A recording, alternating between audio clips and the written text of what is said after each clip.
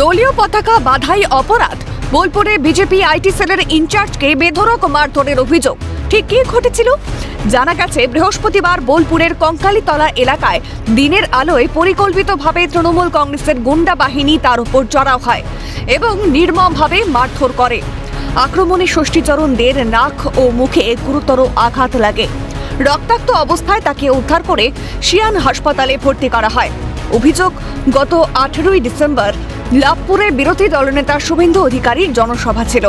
সেই নিয়ে নিজের এলাকায় দলীয় পতাকা বাঁধার অপরাধেই এই হামলা চালানো হয়েছে।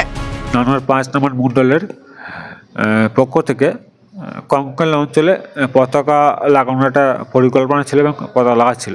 পতাকা লাগাতে গিয়ে কিছু তৃণমূলের ব্যক্তি বা হারমাত বাহিনী এসে বাধা সৃষ্টি করে। তখন আমাদের যেহেতু লোক সংখ্যা কম ছিল, তো তারা ভয়ে বা আতঙ্কিত হয়ে দূরে সরে গেছিল। তারপরে আমরা এই বিষয়টা বিরোধী দলনেতাকে জানাই।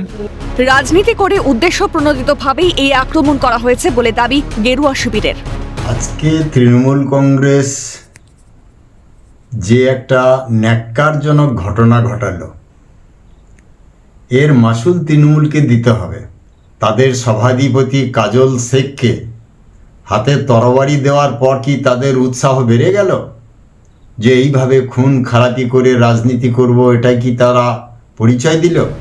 যদিও অভিযোগ অস্বীকার করেছে শাসক শিবির, নিজেদের মধ্যে কোন্দলের জের বলে পাল্টা অভিযোগ তৃণমূলের। যে ওটা একটা মাতালশালার ঘটনা, পানশালা যেটা ভদ্র ভাষায় বলা হয়, একটা পানশালায় ঘটনা ঘটেছে।